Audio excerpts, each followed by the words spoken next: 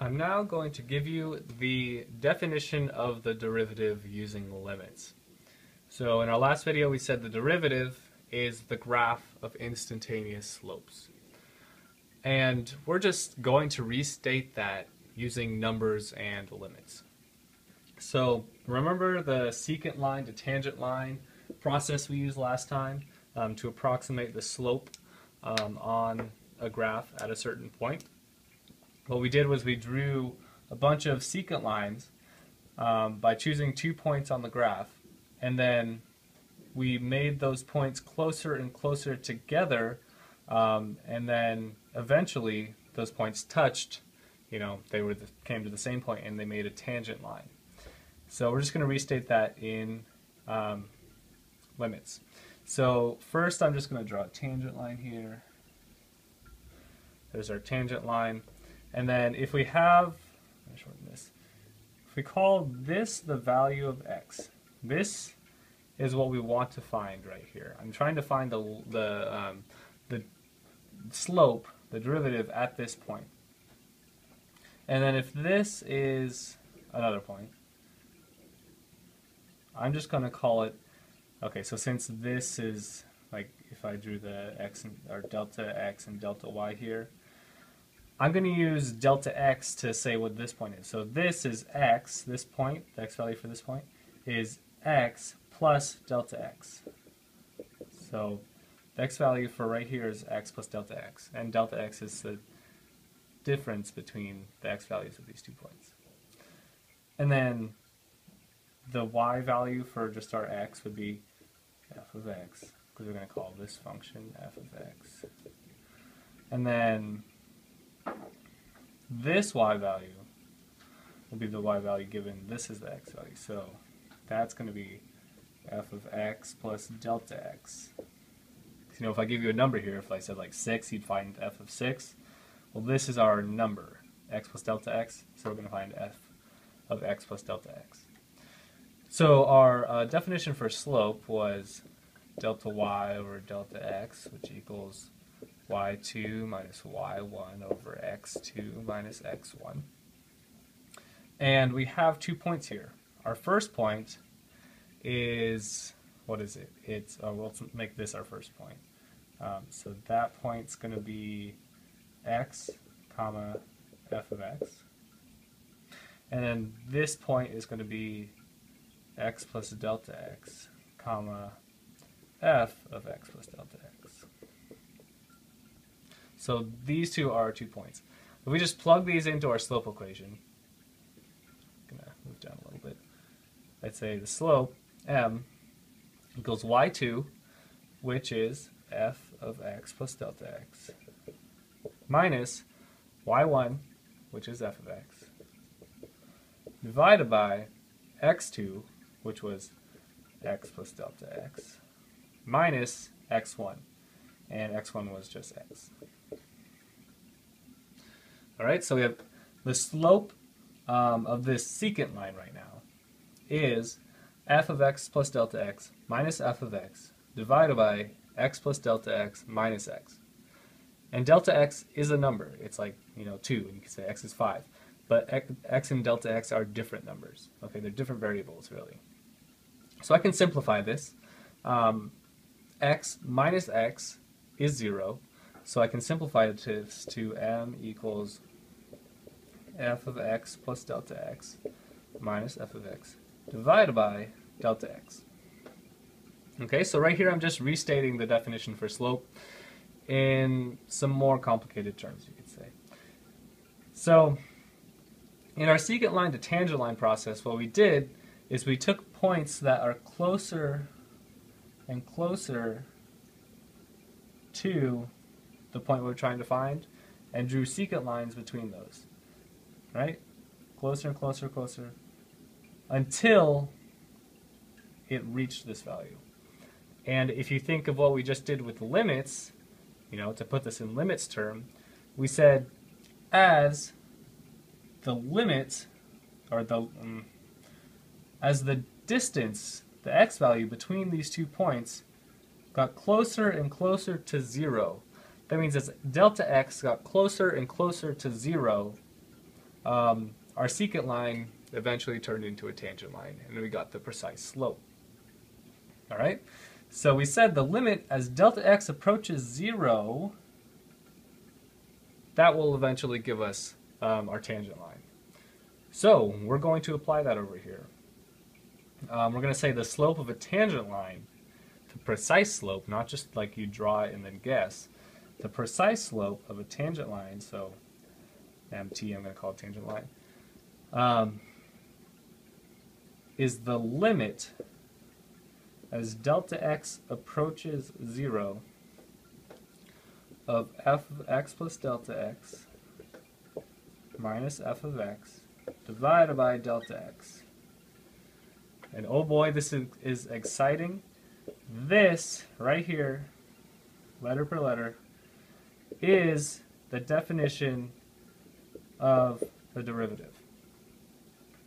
So we no longer need to graph out our function or our equation to be able to find the derivative of it. We can use this equation. Okay, this is really exciting because it not only gives us a single point, it doesn't just tell us the slope at this point. Since we did it in general terms using x and delta x, when we eventually solve, it's going to give us a function as a result. It's going to give us something like 5x plus 3 is the derivative graph, the derivative function. So it's going to give us the whole graph, the whole function. I've rewritten the definition of the derivative over here just for reference. It's a very important thing to know, so I suggest you write it down somewhere where you'll be able to access it when you need it.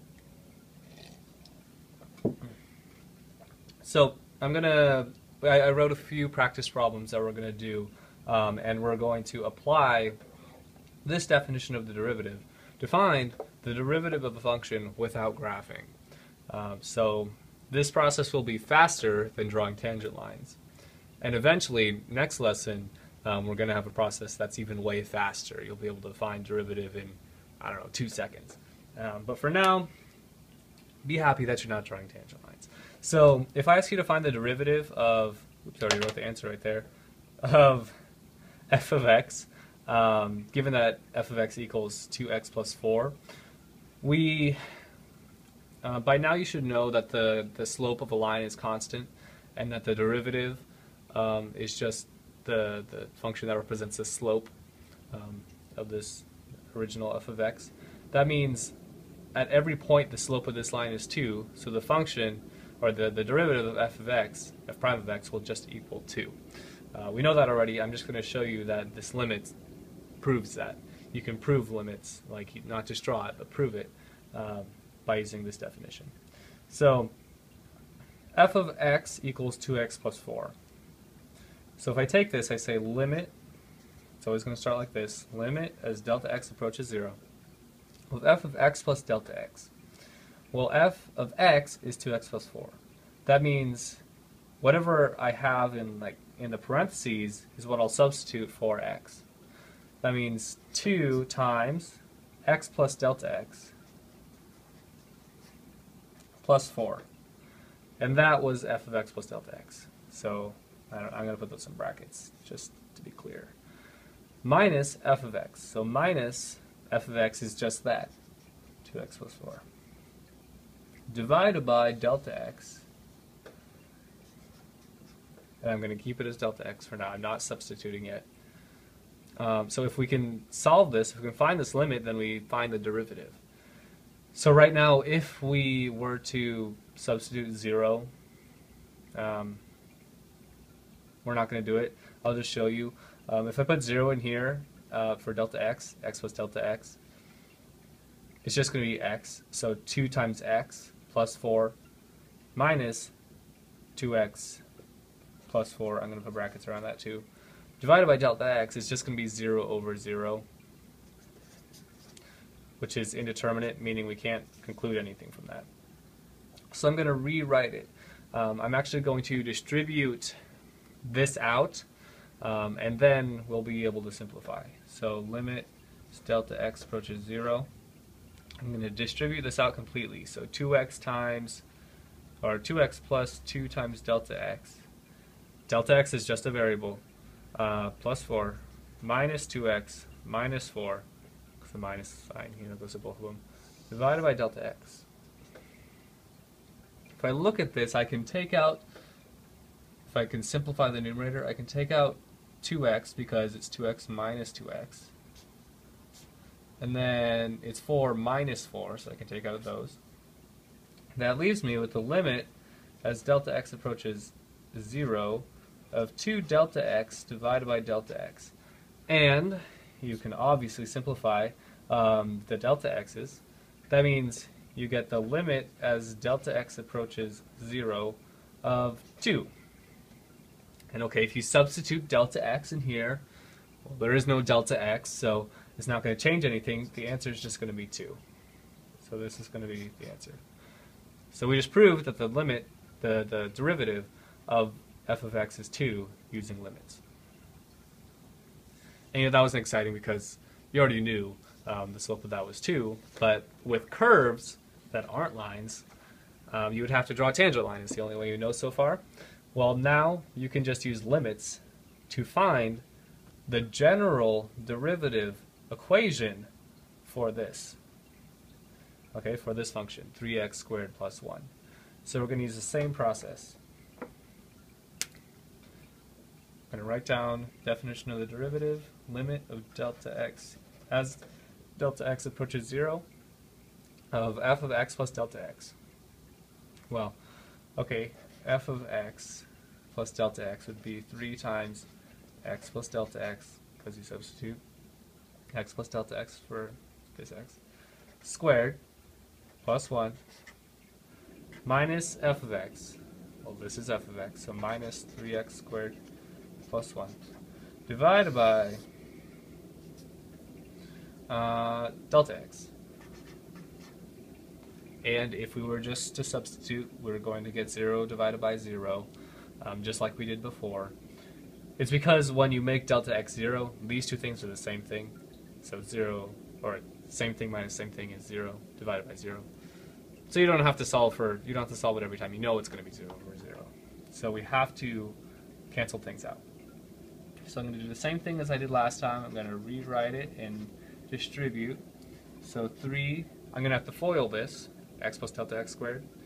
That's x squared plus 2x delta x plus delta x squared plus 1, all in brackets, minus 3x squared plus 1 divided by delta x. So this, with limits, it's where your algebra 2 skills come in. And we're not going to actually be doing finding derivatives with limits, really. This is just a deep down explanation of why derivatives work. So the math, like the algebra for it, will get easier as time goes on. Okay, so I'm going to distribute this 3 in here, so 3x squared plus 6x delta x plus 3 delta x squared. And you got to keep track of everything here. It gets kind of tricky to not miss anything. You just got to be careful. So rewrite. Now I can simplify. So looks like I have a positive 3x squared and a negative 3x squared, which would cancel. And then I have a positive 1 and a negative 1, which would cancel. So if I rewrite that, I have 6x delta x plus 3 delta x squared divided by delta x. Okay, well, that's progress. We can cancel these out. There's a delta x. Let's see, I can rewrite it like this. Oops, I forgot to write limit. Limit is delta x.